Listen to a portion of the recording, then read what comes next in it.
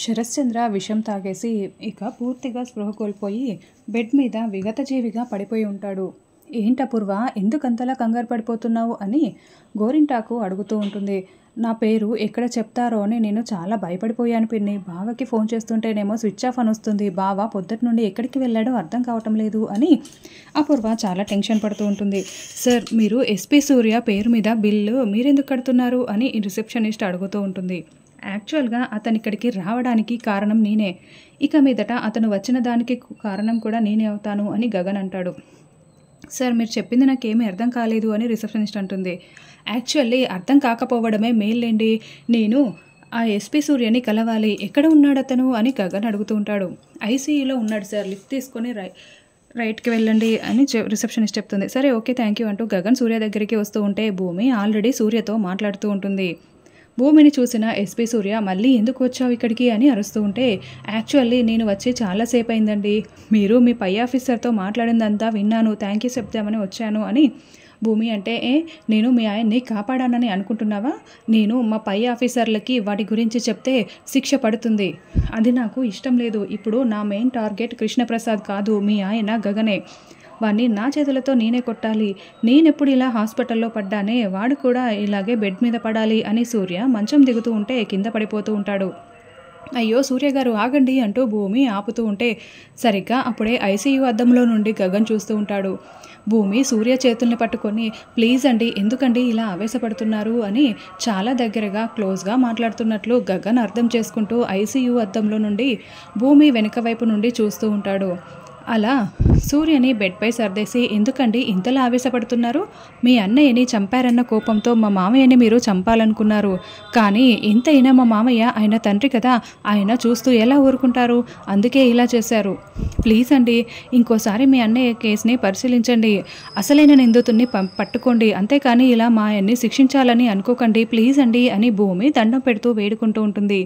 నువ్వు నాతో ఇంకేమీ మాట్లాడకు, వెళ్తావా లేదా అని సూర్య అరుస్తూ ఉంటాడు. గగన్ వెనుక వైపు నుండి చూసేసి సూర్యతో మాట్లాడకుండా బాధపడుతూ అక్కడి నుండి వెళ్తూ ఉంటే, సార్, ఎస్పీ సూర్యతో మాట్లాడారా అని రిసెప్షనిస్ట్ అడుగుతూ ఉంటుంది. గగన్ సమాధానం చెప్పకుండా మౌనంగా అక్కడి నుండి వెళ్ళిపోతాడు. ఇక భూమి ఏమో ప్లీజ్ సార్ అని దండం పెడుతూ వేడుకుంటూ ఉంటుంది. తర్వాత అపూర్వ కేపీ బాల్కనీలో మాట్లాడుకుంటూ ఉంటారు. Super KP, thank you. నువ్వు మా పేర్లు చెప్పనందుకు, వీడిలో కుక్కకి కూడా ఇంత ముద్ద అన్నం పెట్టినందుకు విశ్వాసం చూపిస్తుంది. అలాగే ఇన్ని రోజులు మా ఇంట్లో నువ్వు తిన్నందుకు ఇలా విశ్వాసం చూపించావన్నమాట. ఇప్పుడు నువ్వేం అడిగినా నేను ఇచ్చేస్తాను, అడుగు కేపీ, నీకేం కావాలి అని అపూర్వ అంటే, ఏం అడిగినా ఇచ్చేస్తావా అని కేపీ అడుగుతూ ఉంటాడు. ఇస్తాను, ఏం కావాలో అడుగు అని అపూర్వ అంటుంది. నీ ప్రాణాలు కావాలి అని కేపీ అడగడంతో అపూర్వ చాలా షాకింగ్గా చూస్తూ ఉంటుంది. ఏంటి అపూర్వ, నీకు భయపడి నేను నిజం చెప్పలేదనుకుంటున్నావా? నీ కోసమో మీ ఆయన కోసమో నేను నిజం చెప్పకుండా ఆగలేదు. మీరా కోసం నేను ఆగిపోయాను. మీరా వాళ్ళ అన్నయ్య మీద ఆశలు పెట్టుకుంది. తన అన్నయ్య చాలా మంచివాడని అనుకుంటుంది. ఇప్పుడు ఈ నిజం మీరాకి తెలిసిందనుకో, గుండె పగిలి చచ్చిపోతుంది. నేను మీరా కోసం మాత్రమే చెప్పలేదు, ఇప్పుడే కాదు ఇంకెప్పుడు కూడా చెప్పను అని కేపీ అంటే, ఇలాగే ఉండు కేపీ, ఈ ఇంటికి విశ్వాసం చూపించిన వాడివి అవుతావులే అని అపూర్వ అంటుంది. ఏమండి, ఇక్కడున్నారా? మీకోసం అన్నయ్య రకరకాల వంటలని చేశానండి, తిందురండి అని మీరా పిలవడంతో, వస్తున్నాను పద మీరా అని కేపీ అంటాడు. మీరా వెళ్ళగానే, చూడపూర్వ, నువ్వు తప్పు చేసావు, ఖచ్చితంగా నీకు శిక్ష పడే తీరుతుంది. ఇప్పుడు తప్పించుకోవచ్చు, నీకైతే శిక్ష పడి తీరుతుంది అని కేపీ వార్నింగ్ ఇచ్చి వెళ్తాడు.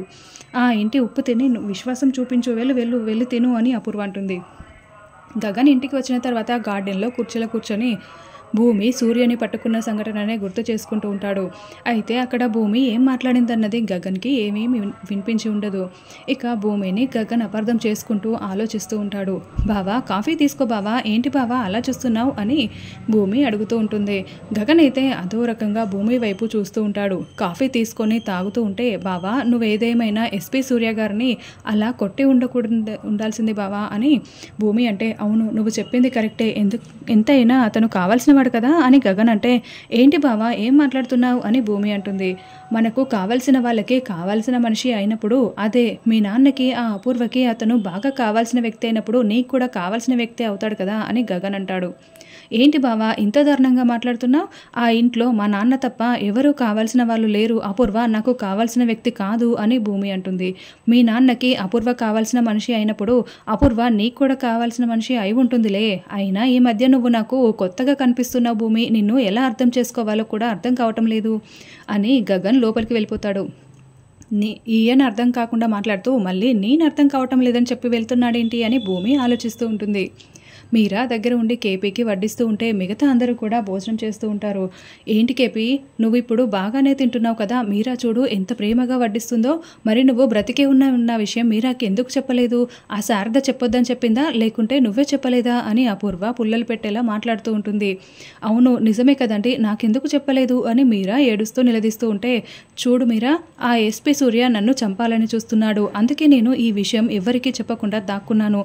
అయినా శారద కాదు చెప్పొద్దని చెప్పింది. భూమి ప్లాన్ ప్రకారం నేను ఎవరికీ కనిపించలేదు, బ్రతికున్నానన్న విషయం ఎవరికీ చెప్పలేదు అని కేపీ అంటే, కానీ ఆ శారద నువ్వు బ్రతికే ఉన్నావని మీరాకి ఎందుకు చెప్పలేదు? మీరా పాపం బొట్టు గాజులు తీసేసి తెల్ల చీర కూడా కట్టుకుంది తెలుసా అని అపూర్వ అంటుంది. ఆల్రెడీ ప్రాణభయంతోనే చెప్పలేదని చెప్పారు కదత్తయ్య అని చెర్రీ అంటుంటే, నువ్వు కూడా మీ అమ్మలాగే మాట్లాడకు. అయినా మీరాకి చెప్తే మీరా ఏమైనా అందరికీ చెప్తుందా? చెప్పదు కదా, మరి ఆ విషయం మాట్లాడండి అని అపూర్వ అంటే, అవును నేనేమో తెల్ల చీర ఏడవడం, ఆ శారద ఏమో రంగురంగుల చీరలు కట్టుకొని సంతోషంగా ఉండడం. ముందు నాకు ఎందుకు చెప్పలేదో ఈరోజు తేలాల్సిందే అని మీరా గొడవ చేస్తూ ఉంటుంది. నీకు ఇంకా అర్థం కావడం లేదా మీరా? మనందరికీ కూడా కేపీ చచ్చిపోయాడని చెప్పి ఆ శారద శాశ్వతంగా కేపీని తన దగ్గరే పెట్టుకోవాలనుకుంది. ఇదంతా కూడా ఆ శారద కుట్ర. అంతేకాకుండా చెర్రీ చేత పిండ ప్రదానం జరిపించకుండా గగన్ చేత పిండ ప్రదానం జరిపించమంది కూడా ఆ శారదనే. ఎందుకంటే కేపీని శాశ్వతంగా పెట్టుకోవడానికే అని చెప్పడంతో ఇక మీరా అవునండి ఎందుకండి ఇలా చేశారు అంటూ పెద్ద గొడవ చేస్తూ ఉంటుంది. అప్పుడే వాచ్మెన్ శరశ్చంద్ర అలా విషం తాగాడని తెలిసి అయ్యగారు లేవండి లేవండి అని కేకలు పెడుతూ, శరశ్చంద్ర లేవకపోయేసరికి వెంటనే అపూర్వకి ఫోన్ చేసి ఇక్కడ అయ్యగారు విషం తాగేశారమ్మగారు అని చెప్తూ ఉంటాడు. అవునా, నేను ఇప్పుడే బయలుదేరి వస్తున్నా అని అక్కడ ఉన్న వాళ్ళు ఎవరికి కూడా డౌట్ రాకుండా అపూర్వ ఎక్కడికి వెళ్తుందో కూడా చెప్పకుండా శరశ్చంద్ర దగ్గరికి బయలుదేరి వస్తూ ఉంటుంది. తర్వాత గగన్ వాళ్ళందరూ భోజనం చేస్తూ ఉంటే భూమి గగన్ వైపు చూస్తూ నవ్వుతూ తింటూ ఉంటుంది. గగన్ మాత్రం ఆ ఎస్పీ సూర్యని మీరు మరీ అంత దారుణంగా కొట్టి ఉండాల్సింది కాదు బావా అని భూమి మాట్లాడిన మాటల్ని హాస్పిటల్లో భూమి ఆ ఎస్పీ సూర్యతో క్లోజ్గా ఉన్న సంఘటనని అపార్థం చేసుకుంటూ గగన్ ఆలోచిస్తూ, అమ్మ ఇంతకు ముందు మన ఇంట్లో పనిచేస్తుందే ఆ రత్నం, దాన్ని ఇక్కడ పనిలో పెట్టింది ఎవరు అని గగన్ అంటే, ఇంకెవరు ఆ అపూర్వ మనిషే ఆ రత్నం అని పూరి శారద చెప్తూ ఉంటారు. ఇప్పుడు కూడా మన ఇంట్లో ఆ అపూర్వ మనిషి లేదన్న గ్యారంటీ ఏంటమ్మా అని గగన్ భూమి వైపు చూస్తూ మాట్లాడుతూ ఉండడంతో భూమి చాలా షాకింగ్గా వింటూ ఉంటుంది.